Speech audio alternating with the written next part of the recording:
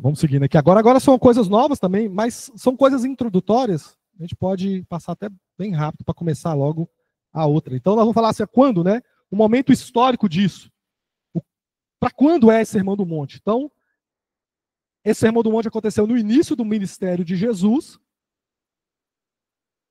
E ele representa essa entrega da lei, né? Igual a gente falou lá no começo, né? Como Moisés subiu um monte para receber a lei do Senhor, Monte Sinai, Jesus sobe ao monte, simbolicamente a gente vê isso, a mesma coisa, e ele traz também a lei para nós naquele momento. Então é um momento ímpar da história da humanidade, o momento que o Senhor sobe ao monte para ministrar esse sermão.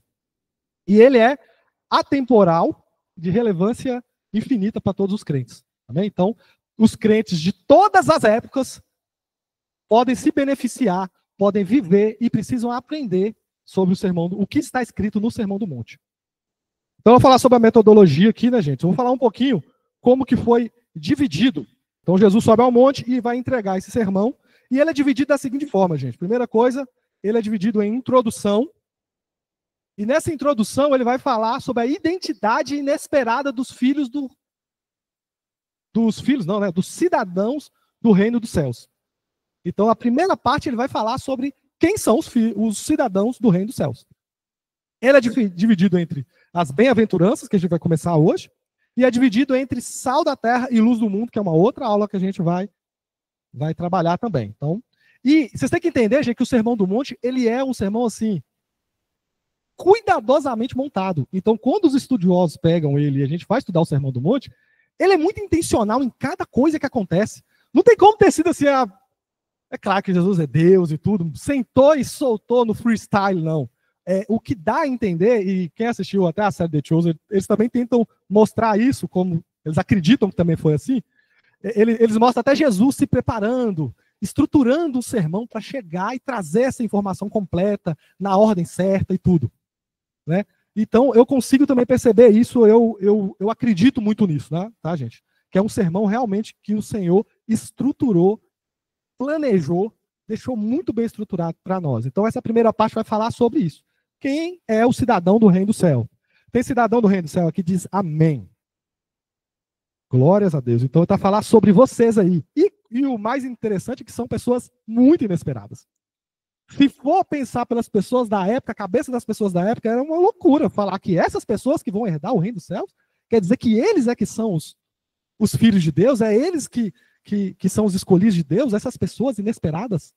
Né? Nós vimos quantas vezes aqui agora as irmãs aqui recitando as bem-aventuranças, né? Os pobres de espírito, como assim? Pobreza? É um sinal ruim, não? Na cabeça das pessoas, o rico que era abençoado.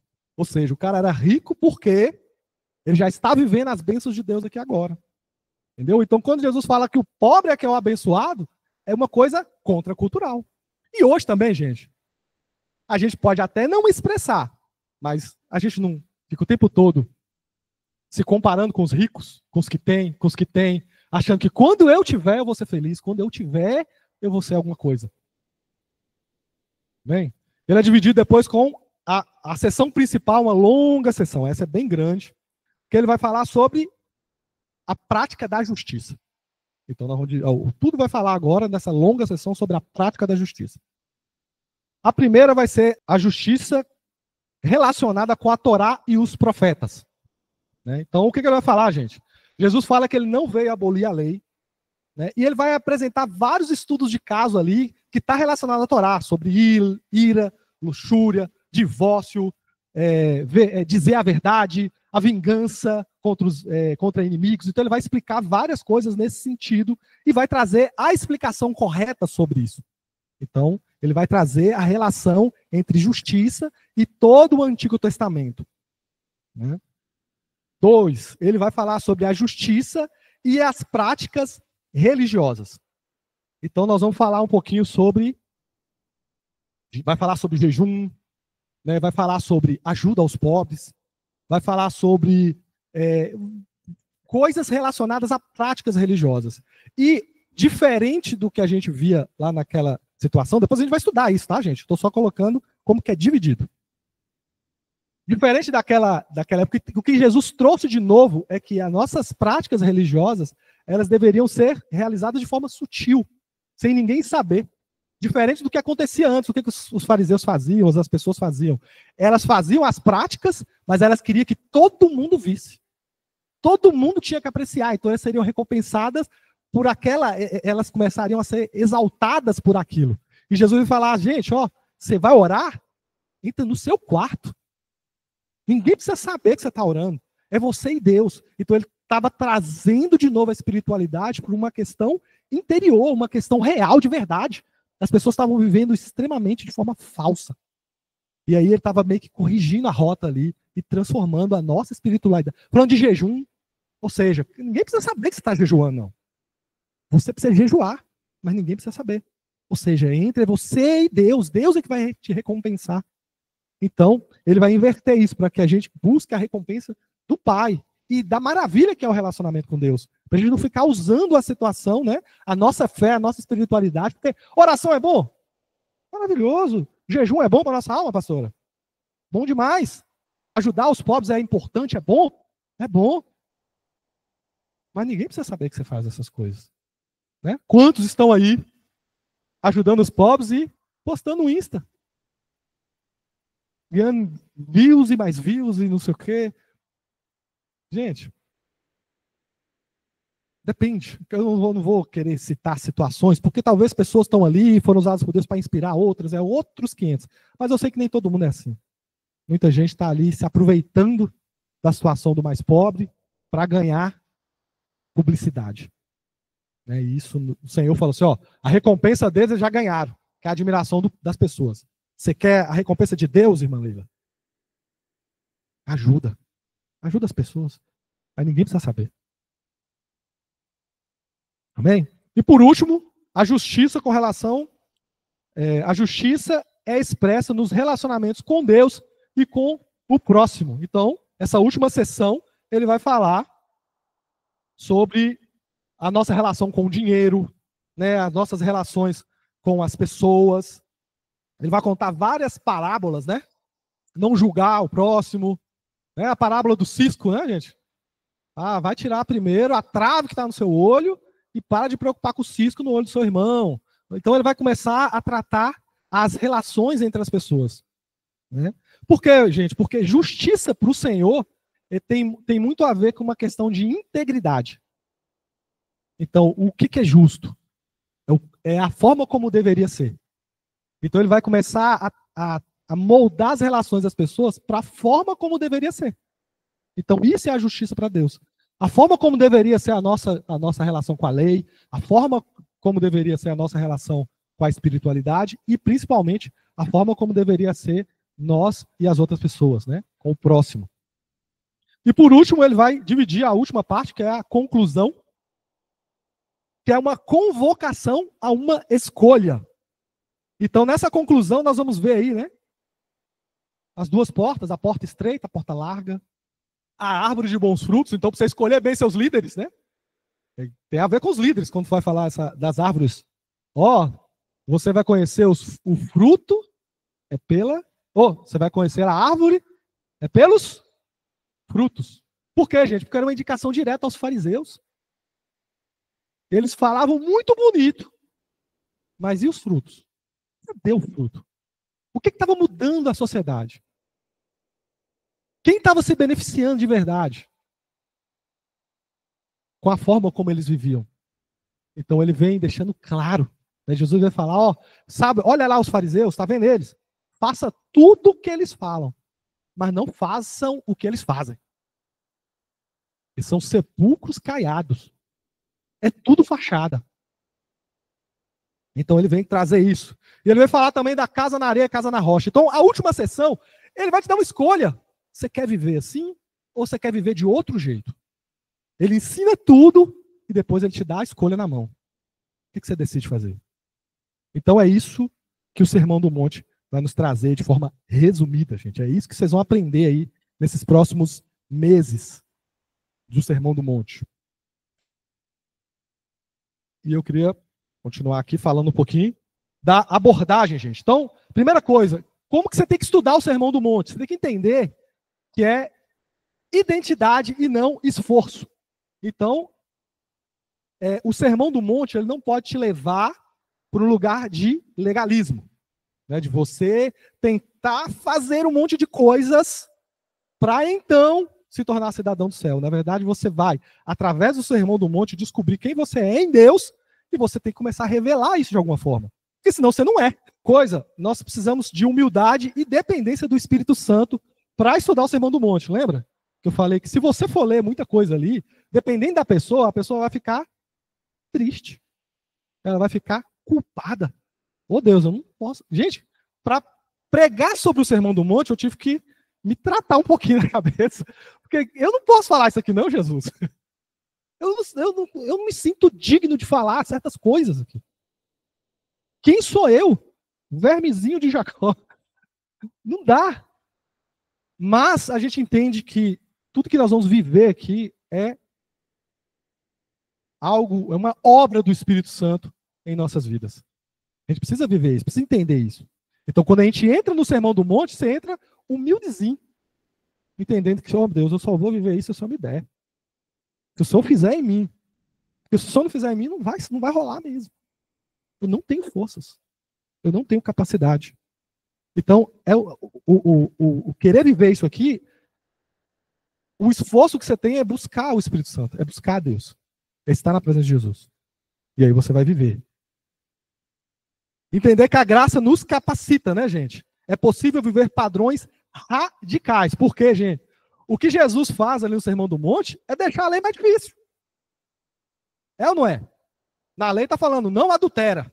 Aqui que Jesus vem falar no Sermão do Monte, pastor. Se você olhar para uma mulher com intenção impura no seu coração, já adulterou. Jesus deixou mais fácil ou mais difícil? Então, nós temos que contar com a graça que nos capacita. A graça é capacitadora. Você vai para os pés de Jesus e pedir a Ele a graça dele, e através dessa graça, você vai conseguir vencer tudo isso, gente. E o amor à lei do Senhor. Então, estudar o Sermão do Monte, ele vai nos ajudar a amar a lei do Senhor. A falar que nem o salmista, né? Eu amo a tua lei. Nela eu medito de dia e de noite. Eu dou glória a Deus que essa igreja ama a palavra de Deus. Amém? Então, pessoas estão aqui, acordam cedo, vêm aqui, pessoal de casa, está todo mundo aqui amando essa palavra, ouvindo. Eu sei que muitas vezes não é fácil, gente. Muita gente escolheu outras coisas, mas vocês escolheram amar a palavra, isso é maravilhoso. Mas tem um nível de amor maior ainda que você pode chegar a acessar dessa palavra maravilhosa do Senhor. Então tem várias recompensas, né, para aqueles que vão viver o que está escrito aqui. Outra coisa sobre o valor, gente. Há um valor inestimável nessa palavra, porque ela vem, né, do próprio Jesus. Nós temos muitas revelações e são revelação de Deus, né? Apóstolo Paulo, palavras que veio através de Moisés, palavras que veio dos apóstolos, mas o que vem aqui vem do próprio Senhor Jesus. Próxima coisa, a transformação radical. Então, o Senhor nos convida para uma transformação radical das nossas vidas.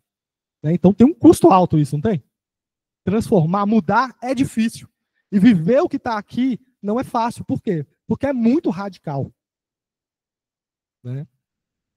E o custo do discipulado, né, gente? Discipulado genuíno é a vida toda. Então, a gente vai ter que se esforçar nesse sentido de ser discípulo. O Senhor só nos chama de alunos. Senta e aprende com ele. Uma coisa que eu posso te dizer, é garantido o aprendizado, porque o nosso mestre, ele não falha. Né? Então, a recompensa abundante, valor intrínseco, né? Quem é que está falando isso é Jesus Cristo, então tem um grande valor. Nós vamos precisar dessa transformação radical, impacto e influência, né? Então ele nos chama, do custo disso aí é impactar o mundo, né? É influenciar o mundo. Então, quem está vivendo os padrões do Sermão do Monte, ele vai impactar. É a única forma da gente impactar o mundo. É ser luz, é ser sal da terra, é isso, gente. É viver esse estilo de vida, vai nos tornar esse sal da terra e luz do mundo. que nós vamos estudar mais na frente o que significa. E o custo é o discipulado, né? Então, a gente fechou aqui a introdução, que acabaria aqui, e fala assim, né, gente? Quando eu estava estudando sobre o Sermão do Monte, as introduções e tudo, eu sempre tento buscar qual que é o versículo mais importante, o que mais fala sobre o Sermão do Monte. Talvez resumiria todo o Sermão do Monte. E muitas pessoas divergem, né? Uns acham que é uma coisa, outros acham que é outra. E dentro do que eu entendi, é esse aqui. Mateus 5,48 talvez vai expressar melhor o que o Senhor nos chama quando Ele nos ensina o Sermão do Monte. Jesus vai falar assim, ó: portanto, sejam perfeitos, como perfeito é o seu Pai Celestial. Difícil, né, gente? Complicado. Ser perfeito? É. Então, o Sermão do Monte é um convite à santidade. Parece que a gente ouve pouco falar sobre santidade, a gente, às vezes, tá com aquele conceito mundano sobre santidade, né? Santidade é impossível. Ninguém é santo. Santo é só aqueles que foram canonizados, pessoas muito não sei o quê. Então, as pessoas colocaram a ideia de santidade em pessoas quase que alienígenas do mundo, né? Pessoas especiais demais. Não. O Senhor chama cada um dos seus discípulos para ser santo, para ser separado, para ser semelhante a Deus. Então, Jesus vem ensinando, portanto, sejam perfeitos, como perfeito é o seu Pai Celestial. Então, ele põe a régua lá em cima e ele te dá os recursos para você caminhar em direção a esse padrão, gente. Será que um dia a gente chega lá? Difícil. Mas a sua função é fazer. Entendeu, Carol? Sua função é caminhar em direção a uma vida de santidade. E agora, nós vamos para a aula de hoje das bem-aventuranças, gente. Eu vou deixar vocês falarem. Cadê Moisés? Passa o microfone aí para Pastor Geraldo, vamos lá. Fala para mim rapidamente, Pastor Geraldo, o que são as bem-aventuranças. Bem-aventuranças, para mim, são os ensinamentos de Cristo, né? Que nos mostram estilo de pessoas, né? E pessoas que têm como um estilo de vida viver para glorificar a Deus, né? Então, as bem-aventuranças vêm nos mostrar o que a graça nos ensina, revela Deus em nós. Quando Jesus vem, passa para nós todos os princípios que os cidadãos dos céus têm que fazer. É como uma bússola que nos orienta o que nós devemos ser, o que nós podemos viver no dia a dia. Então, eu vejo assim que as bem-aventuranças mostram vários tipos de pessoas, né? Aí você fala, mas eu não, igual o senhor falou, não consigo viver tudo isso, né? Mas nós temos que procurar o que Jesus ele é perfeito e olhar para ele, porque ele é que nos dá essa direção, né?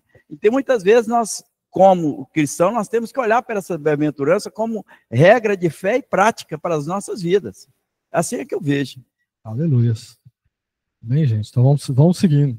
O pastor já falou muita coisa. Uma Nádia quer falar, gente, vai lá. Fala pra gente o que a senhora entende por bem-aventuranças. O que são essas bem-aventuranças, né? Eu entendo o seguinte: nesse mundo mal que a gente vive, né, desde sempre, a gente vê muitas coisas injustas acontecendo e pode surgir no nosso coração aquela pergunta: por que eu vou fazer o que é bom, o que é certo, se quem faz o que é errado está se dando bem? Né? A gente vê muito isso, infelizmente, né? E Jesus vem nos dar esse alento, essa segurança, essa certeza de que você deve fazer o bem, porque você vai ser recompensado. Não importa o que os outros consigam aqui na Terra, você vai ser recompensado no reino de Deus.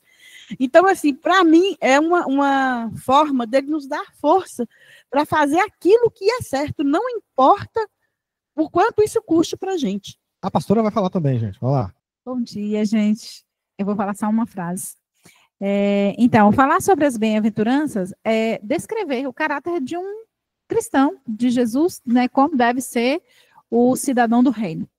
E essa semana eu conversei com uma pessoa, e ela com a vida toda desregrada, e ela me disse assim, de que adianta mudar? De que adianta eu fazer tudo isso que você está falando que eu tenho que fazer? Porque todas as pessoas vivem como eu, só uma pequena minoria que vive aí tentando fazer as coisas, mas também nem consegue, porque a gente vê tantas coisas acontecendo no meio e dentro da igreja. Então, assim, a gente vê o quanto as pessoas estão corrompidas com a maldade, com o mundo. E se a gente não viver isso, e não viver como cidadão dos céus, como que essas pessoas que estão vendo o mundo, né, fazendo porque todo mundo faz, vivendo porque todo mundo está vivendo daquele jeito, como que a gente vai mudar esse povo? Então, realmente, a gente tem, né, essa necessidade de estudar sobre as bem-aventuranças, de saber como que deve ser o cidadão do céu, e a gente viver isso aqui na terra, para a gente mostrar para as outras pessoas que elas devem ser diferentes, porque vale a pena. Tem um conjunto de normas dentro da palavra de Deus que nos ensina a viver de uma forma que a gente é cidadão do céu, a gente é diferente. Não. Então vamos seguir, gente. Então vamos seguir aqui por o que são, né? Então nós já abrimos para vocês falarem bastante sobre o que são, e sim, tem muita coisa do que vai ser dito aqui, mas eu vou meio que direcionar alguns itens que eu acho importante. Então, só para direcionar, as bem-aventuranças são 8 características de quem é um cidadão do reino dos céus. Entendeu? Então, a primeira coisa que nós temos que entender que são 8 características que descreve a identidade de quem é cidadão do reino de Deus, de quem está em Cristo. Já pode levar para a Carol, viu? Quem é que está com o microfone? Ela vai falar. Então, as bem-aventuranças não são coisas que precisamos nos tornar, mas quem nós já somos em Cristo.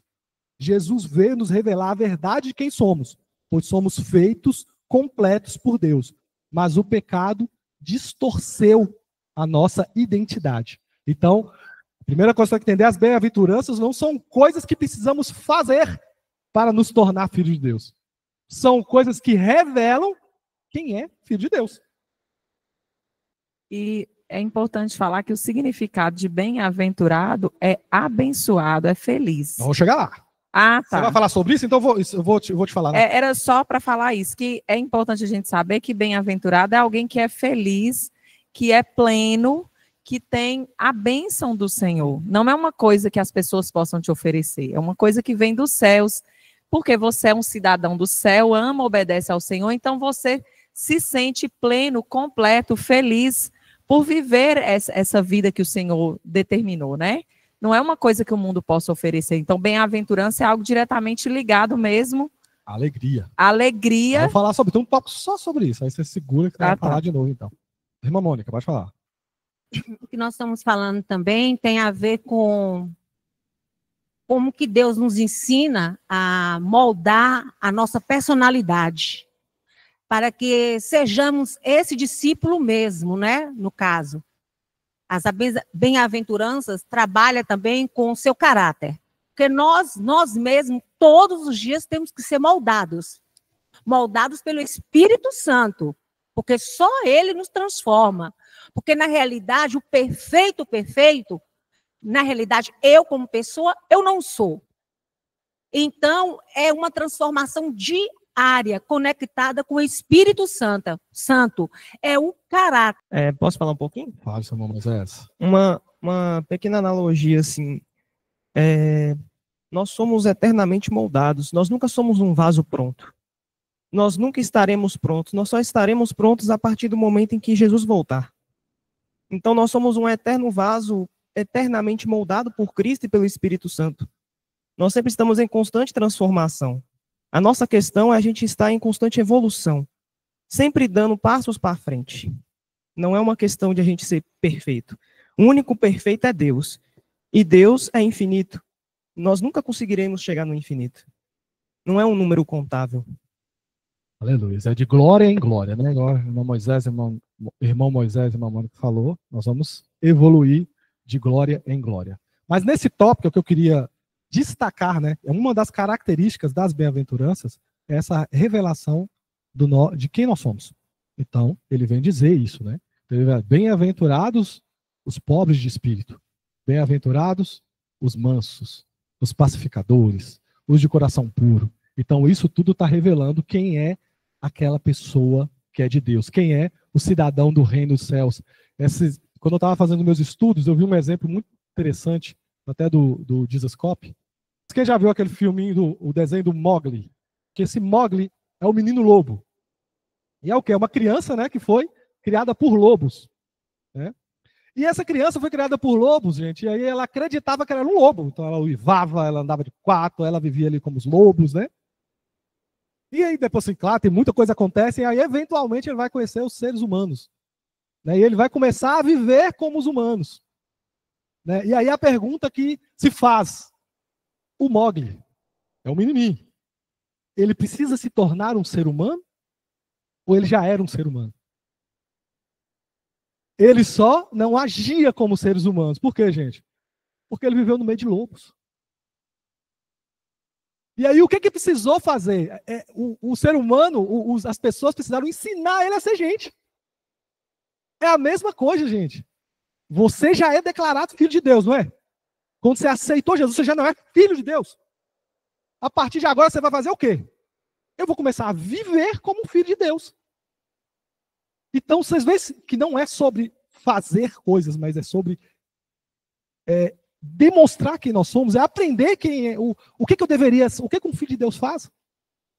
Então, é isso que o Sermão do Monte vem trazer para nós, gente. Assim como esse menino, ele teve que aprender, ele teve que entender quem ele é, para ele começar a corresponder. Nós, como cidadãos do reino, também temos que começar a entender quem nós somos, para depois a gente poder corresponder a isso, gente. Por quê? Porque uma das coisas, se você for entender o pecado original, o que foi o pecado original? O que a serpente falou para Eva? Quem sabe dizer? A partir do momento que você comer desse fruto, você vai se tornar. Então ele falou o quê? Eva, faz para você se tornar. Só que o que Deus falou na hora que criou a humanidade, Mana Clara? Vai fazer a imagem. Então já não era que nem Deus. Aí o que o diabo enganou? Ó, faz para você virar que nem Deus. Então toda vez que a gente entra nessa neura de fazer para nos tornar, a gente é enganado pela serpente. Porque você já é, Moisés. Você já é um cidadão do reino, é um filho de Deus. Talvez, você é o mais parecidinho com o Mowgli aqui que nós temos na igreja. Talvez você está tipo Mowgli, você ainda você está agindo como lobinho. Porque te falaram que não deixa ninguém pisar, não deixa ninguém tomar o que é seu. Você tem que ser agressivo. Você tem que tomar, você tem que se impor. Não importa. Para conquistar o que você tem que fazer, você tem que ter sangue nos olhos, você tem que ter coragem de pôr a mão, sujar suas mãos e fazer o que... Muitas vezes é assim que os lobos nos ensinam a viver, gente. Mas você é um filho de Deus. Talvez você vai ter que, aos pés de Jesus, aprender como que um filho de Deus age. Vocês entenderam, gente? Então, esse primeiro tópico é isso. Não é sobre fazer. É sobre saber quem nós somos para a gente poder corresponder. O irmão lá está rindo ali. Talvez para quem falar. Quer falar, irmãozinho? Pode falar. Irmão lá tem muita coisa para falar. Contou muitas piadas boas ontem, né, irmã Ellen? Só que não. Gente, e a luta contra o pecado? Porque às vezes essa fala, né? Não tem que fazer, não tem que fazer, fica parecendo que eu não tenho que fazer nada. E vai ser, não é bem assim. Né? Então, a luta contra o pecado, ele deixa de ser um exercício de nos tornar alguma coisa, né? Ou alguém, e passa a ser um exercício de manifestar quem nós já somos em Cristo. Nós já somos em Cristo. Nós já recebemos em Cristo todas as bênçãos espirituais através do sacrifício de Jesus. E a partir de agora, nós já sabemos disso, a gente começa a viver e a crescer de glória em glória a partir da revelação de quem Deus é. Né? Então o nosso exercício agora é manifestar. Eu sou filho de Deus, eu não posso ser assim. Né? Então, a nossa luta contra o pecado passa a ser isso, né, gente? Então, eu deixei anotado, esqueci. Então, a luta contra o pecado deixa de ser um exercício de me tornar algo ou alguém e passa a ser um exercício de manifestar aquilo que eu já sou em Cristo com a ajuda do Espírito Santo. Então, esse primeiro tópico tem a ver com isso. Então, quem anotou, depois anota. Segundo ponto, gente, ainda desse, né? Da questão proteja a sua identidade. Então, nós podemos ver de forma abundante na Bíblia e nas nossas vidas, né? Se você for entender um pouquinho ali, ou observar as pessoas, a nossa identidade, ela molda muito o jeito que a gente faz as coisas, correto? Então, quando você se enxerga, você já viu o João São mesmo, que é militar, quantas pessoas, eu conheço, talvez nem tantos militares quanto ele, mas quantas pessoas que entram de um jeito na polícia, ou no militarismo, e sai de outro jeito completamente diferente, mas que a pessoa muda a personalidade. Tem gente que fica assim, irreconhecível. A pessoa que a gente conviveu, a gente conviveu com alguns, e a pessoa que é hoje. E parece que quanto mais anos passa, mais. Por quê? Porque ele entendeu que a identidade dele é o militar. E aí ele começa a agir como militar. Entendeu? Então aquilo passa a ser quem ele é e ele começa a agir dessa forma. Então o militarismo, nesse exemplo nosso, afetou a identidade dele. Porque todas as ações dele agora passam a ser de militar. Entendeu? Então a gente tem que proteger a nossa identidade. Por quê? Toda a identidade nossa que for deturpada vai atrapalhar as nossas ações. Então como é que eu vou ser manso se na minha identidade eu sou nervoso? Ah, meu pai é nervoso, minha mãe é nervosa, eu sou nervoso, eu não consigo. Eu sou assim, eu sou colérico, eu sou não sei o quê. Então eu vou criando identidades para mim. E aí eu começo a agir conforme essa identidade. Então a gente precisa proteger essa identidade, né? Nossa psicóloga ali está me olhando. Talvez eu falei alguma coisa. Tô brincando. É só a carinha dela que é assim mesmo. Tô julgando o seu olhar julgador. Então, gente, eu trouxe aqui, né? Então, a sua identidade modela as suas ações. Então, a gente tem que proteger a nossa identidade. E como que a gente faz isso, gente? 2 Coríntios 3,18. Quer abrir sua Bíblia? Pode abrir. 2 Coríntios 3,18. E todos nós, com o rosto desvendado, como por espelho. Ou, com o rosto desvendados, contemplando, como por espelho, a glória do Senhor. Somos transformados de glória em glória na sua própria imagem, como pelo Senhor, o Espírito. Então, em 2 Coríntios 3, ele vai trazer para nós aí uma forma de conhecermos a nossa identidade, de protegermos a nossa identidade e começar a viver o que está escrito aí no Sermão do Monte. Que para muita coisa aqui que nós estamos vendo, que vocês falou, é impossível. Muita coisa que nós estamos falando aí parece ser impossível. Então, como que você vai começar a modelar, se conhecer quem é você em Cristo para você depois viver? Então, a primeira coisa que ele vai falar é com o rosto desvendado, ou seja, você precisa entrar na presença de Deus. Diariamente, constantemente. Tem gente, não é sobre bater a meta gospel, de vir na igreja, na Santa Ceia. Hoje vai ser o dia mais cheio aqui da igreja, pastor, que é a Santa Ceia. É o dia que tem muita gente que vem uma única vez no mês, é o dia que a pessoa deixa para vir. Mas eu nem estou falando disso de vir na igreja só. Porque sim, gente, estar na comunhão é importante, estar junto dos irmãos, é estar na presença de Deus, adorar juntos aqui. O apóstolo Paulo, cantando os hinos e salmos espirituais, vocês vão ser cheios do Espírito Santo. Então, uma das formas de ser cheio do Espírito Santo é estar junto aqui, adorando, louvando, cantando músicas para Deus, juntos. Está escrito na palavra de Deus. Você acredita na palavra de Deus? Então, você tem que acreditar que isso vai acontecer. Mas é também na sua casa, é lendo a sua Bíblia, é se aprofundando na palavra. Então, é com o rosto desvendado, está contemplando, gente, é olhando para Jesus. É contemplando. Teve umas semanas atrás aqui que eu vi. O Davi, o John estava com a camisa gola polo vermelho e Davi com a camisa gola polo vermelho, andando atrás dele, e ele estava começando a andar parecido. Por quê? Porque Davi fica contemplando ele. É meu pai.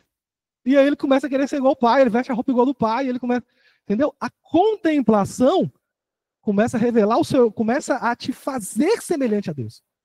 Então não tem como você ser semelhante a Deus, aí eu quero ser parecido com Jesus, se você não contempla ele, se você não entra na presença, se você não fica junto do Pai, sozinho em casa, na comunhão da igreja. Então é isso, gente. Então ele está falando dessa transformação. Então você começa a ser transformado de glória em glória. E a palavra transformado é muito interessante, né, gente? Porque ele não vai falar você vai sendo melhorado de glória em glória. Entendeu? Você vai sendo reformado só. Você vai ser transformado. O que é uma transformação, gente?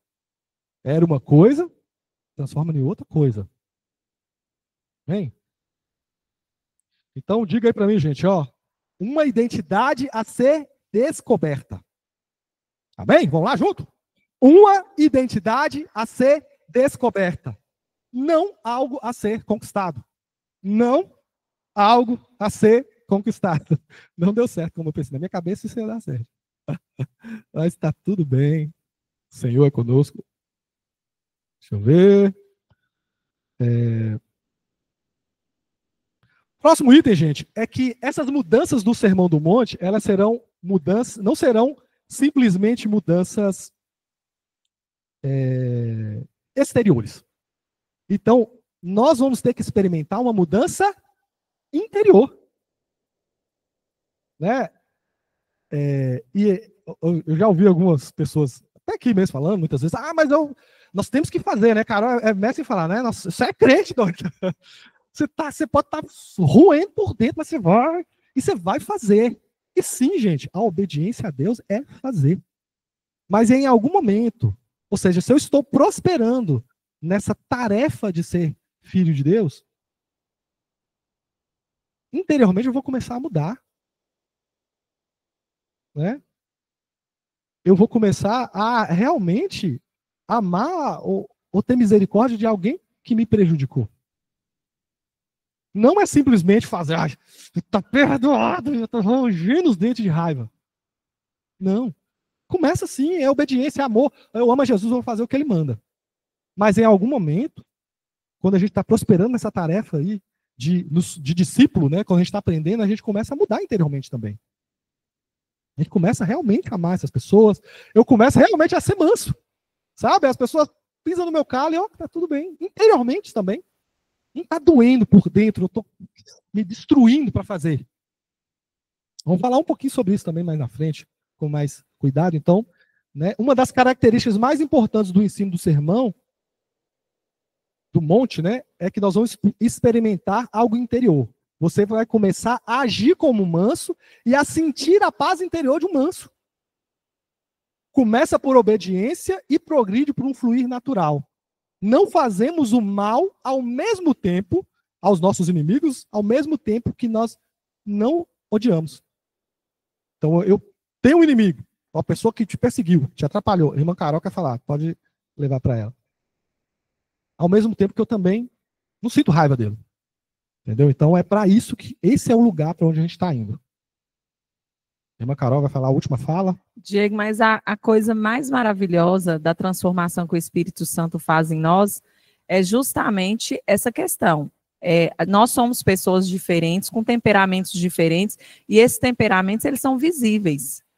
E parte nessa transformação muitas vezes, eu aprender a controlar meus impulsos naturais mesmo. Porque o Espírito Santo vai trabalhando, mas, por exemplo, um colérico nunca vai ser igual a um fleumático. Isso nunca. Nunca que a atitude de um vai ser igual ao do outro. A gente vai aprendendo a lidar e o Espírito Santo vai nos trabalhando, moldando, mudando a nossa mente e o nosso coração. Mas não que isso vai ser fácil. Nunca vai ser fácil. O Espírito Santo transforma sim, mas eu não vou deixar de ser colérica, nunca. O Espírito Santo vai trabalhar, eu vou ser uma colérica transformada. Mas eu não vou me transformar numa fleumática que, por exemplo, acontece alguma coisa, não tem reação. Eu sou aquela pessoa. Não vai acontecer isso. A transformação completa do Espírito Santo é essa. Mesmo eu sendo quem eu sou, uma pessoa reativa, uma pessoa explosiva, o Espírito Santo vai me tratar. Eu vou conseguir, diante dessas situações, agir como alguém que ama a Cristo. Ainda que seja mais custoso para uns do que para outros, porque isso é claro. Não tem como a gente fazer comparações entre temperamentos. Mas o Espírito Santo transforma tudo. Existem pessoas que elas vão sempre ter mais dificuldade que as outras. O Espírito Santo trabalha nelas, ela perdoa, ela ama. Mas as reações que ela tem diante de determinadas situações são muito mais difíceis de conter, porque faz parte de quem ela é. Mas, como ela é transformada pelo Espírito Santo, ela muda. Ela não vai fazer aquilo que ela fazia mais. Então, a beleza da transformação do Espírito Santo é essa. Você vê alguém que tinha determinadas atitudes, ela deixa de ter. Ainda que seja mais difícil para ela. O Espírito Santo transforma, sim. Mas ela não vai ser... é exatamente isso. Ela não vai ser outra pessoa. No sentido assim, o temperamento com que ela nasceu é aquele. O caráter dela é transformado por Cristo. Mas ela sempre vai ser aquela pessoa que tem aquelas reações, um é diferente do outro, e o Espírito Santo vai tratando. E é lindo de ver o que o Senhor faz, porque a gente convive entre pessoas e a gente consegue perceber, né, com quem a gente convive mais. Você vê, nossa, fulano realmente, e você vê a mudança que o Espírito Santo transforma, que o Espírito Santo faz, é maravilhoso. Mas a gente nunca vai poder esperar que as pessoas sejam iguais. O Espírito Santo transforma de diferentes formas e as pessoas vão agir diferente porque elas são diferentes. Vamos lá, Alisson, quer falar? Fala, é bem. No finalzinho, viu, gente? Tá. Vou até sentar aqui. Não, é só para endossar isso que Carol falou, é porque antes do temperamento vem o que está escrito na Bíblia. A pessoa ser humilde de espírito. O que é isso, ser pobre de espírito? É ser ensinável, ser humilde no sentido de entender que ele precisa melhorar, que é uma pessoa completamente moldável em relação... Então vem antes, entendeu? Então, ser pobre de espírito é você ter essa sede, essa submissão àquilo que é de Deus, essa vontade de mudar, mesmo que seja fácil ou difícil, você é determinado a fazer aquilo que é a vontade de Deus. Ou seja, ser um espírito ensinável, um espírito que não se coloca em posição melhor do que você é, nem melhor que em relação às outras pessoas. Então, exatamente. Gente, só assim, só para... talvez trazer para uma questão prática, né, a questão dos temperamentos. Então, cada um reage de determinada forma, mas dentro do Sermão do Monte, quando a gente entra nessa questão de pobre de espírito, por exemplo, que Alisson acabou de falar, é uma percepção. Né? Eu sou alguém carente, necessitado da graça de Deus. E normalmente a nossa ira, então pegando a ira como um caso, é uma percepção muito de direito. Então, eu fico irado quando mexe no meu direito. Mas e quando o Filho de Deus abre mão dos seus direitos? Cadê a raiva? Se eu não tenho direito, por que eu vou ficar com raiva? Então eu posso ser colérico, posso ser melancólico, pode ser o que for, mas eu não tenho a percepção que aquilo é meu direito, então eu não fico com raiva. Eu começo a ser manso, independente do meu temperamento. Por quê? Porque eu mudei, foi a minha percepção. Eu não sou merecedor. Então por que eu vou ficar brigando? Porque a ira vem de quando mexe no que é meu direito. Você entendeu? Que dá para todos os temperamentos continuar sendo assim e ainda assim ser manso. Manso de verdade. Não é manso de fingido. Só de segurar. É um manso de dentro. Por quê? Irmã Érica, pastor... Fala aí, pastor. Então, mas é nesse assunto, né? Não foge do assunto, nós temos que encerrar. Nós estamos falando assim que o apóstolo Paulo disse que a carne milita contra o espírito. Né? Mas nós temos o Espírito Santo, que é um dos dons, que é domínio próprio. É você negar a si mesmo. Então, se nós temos um espírito, um excelente dentro de um vaso de barro, que nos domina, né, a nossa personalidade, é quando nós rendemos ao Espírito Santo. Se nós somos santos, nós temos que ter a mente de Cristo. Por isso nós temos que exercer esse domínio, que é o domínio próprio. Nem tudo que eu quero eu posso fazer. O apóstolo Paulo diz, todas as coisas me são lícitas, mas nem todas me convêm. Onde que nós, como cristãos, nós temos que lutar contra isso. Esse irmão Ela vai dar um exemplo, gente, do que nós estamos falando. A irmã Ana Clara já pode vir aqui perto de irmã Ela, que ela também vai falar rápido. Vai falar também, Ana? Então vem. Então vem. Objetivamente. Vamos lá, irmã Ela. Nessa situação, porque realmente a nossa identidade em Cristo é que ela vai ditar essas coisas. E eu discordo um pouco de Carol nesse sentido, porque se nós somos filhos de Deus, a identidade de Jesus vai começar a fluir disso. Então, independente do meu temperamento, aquilo vai fluir de uma forma natural. Então, essa questão da luta, eu entendo que ela está falando, porque a gente realmente vai ter uma luta, a carne vai militar contra o espírito, Mas, por exemplo, eu sempre fui muito impaciente. Eu fico espinhada com as coisas. E aí teve uma vez, essa situação ficou muito marcada na minha mente, porque eu fui num lugar, uma mulher, ela foi totalmente injusta comigo, aí ela, eu não vou explicar a situação a fundo, mas ela, tudo bem? Eu, não, tudo bem, ok, não sei o quê. Peguei e saí, depois de uns 5 minutos, assim, que eu bati, eu falei, cara, por que eu não briguei com essa mulher? Por que eu não briguei com essa mulher lá na hora que eu tava, tipo assim, do nada, não, tudo bem, ok.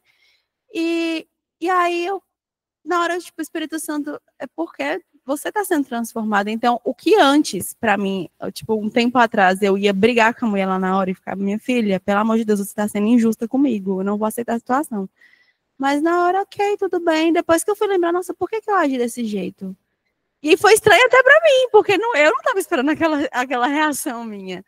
Então, é realmente uma questão de você ser transformado a ponto de... eu acredito que tem esse lugar de não ficar difícil mais. Eu não vou estar sempre lutando com aquilo, porque de forma natural o espírito ele vai estar mais forte do que a carne. Porque o próprio Paulo fala isso, que a carne vai militar contra o espírito, mas a carne é fraca, então nós precisamos fortalecer o nosso espírito, e dentro dessa questão do Sermão do Monte, fortalecer o meu autoconhecimento no sentido de que eu sou sim um filho de Deus. Isso vai ficando tão forte que naturalmente essas ações vão sendo naturais na minha vida, não é mais uma... É de dentro para fora, né? De dentro para interior fora. E vai saindo para fora. Ana Clara. E aí a última participação e a gente vai orar para encerrar, tá bom, gente? Amém. Quando a gente vê essa questão de temperamentos e a gente estuda, a gente vê as pessoas que são especialistas falando, quando eles trazem as características, eles sempre trazem para os extremos, para os ápices, para que você consiga identificar qual que é o seu tempero. Mas a gente precisa tomar muito cuidado, porque o núcleo, o centro, o equilíbrio é Jesus, que é o nosso objetivo.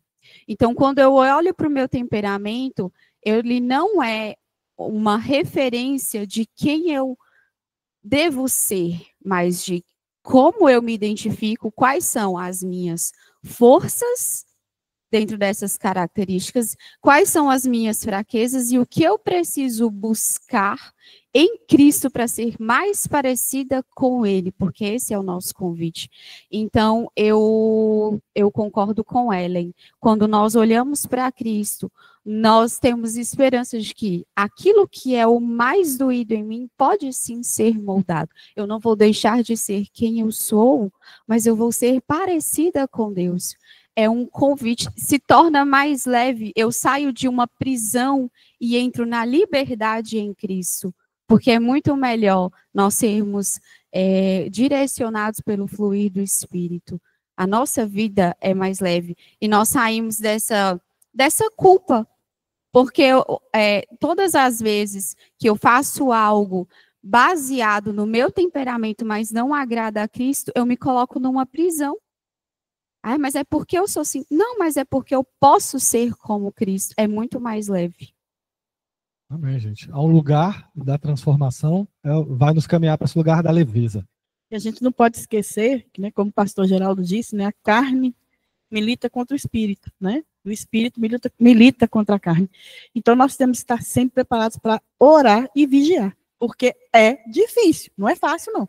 Porque se a vida fosse... Aqui a gente vivendo entre irmãos já dá problema, você imagina viver com o povo do mundo. Não é fácil, eu estou falando de minha experiência. Então tem hora que dá vontade de mandar ir para aquele lugar, dá vontade de pegar e torcer o pescoço, dá vontade... vocês não sabem como é que é, não sei quem trabalha com gente aqui, né? É difícil você lidar com as pessoas. Então a gente tem que estar vigiando e orando. E preparado, gente, que se errar, joelho no chão, pede perdão, começa de novo, viu? Eu faço isso todo dia. Amém, família? Vamos ficar Não de pé. é fácil. Vamos ficar de pé para orar, então? Gente, pega a lição. Então, a lição que a gente conseguiu absorver hoje é: o Sermão do Monte se trata de identidade. Amém? Então, nós estamos falando a primeira coisa. O Sermão do Monte, não, as bem-aventuranças são sobre identidade. Quem é você em Cristo? Então, vai te revelar. Não esquece eu gostei demais do exemplo do Mowgli, né? É o menino lobo que a gente está aprendendo a virar gente. Assim também nós. Amém, gente? Feche seus olhos, entra na presença.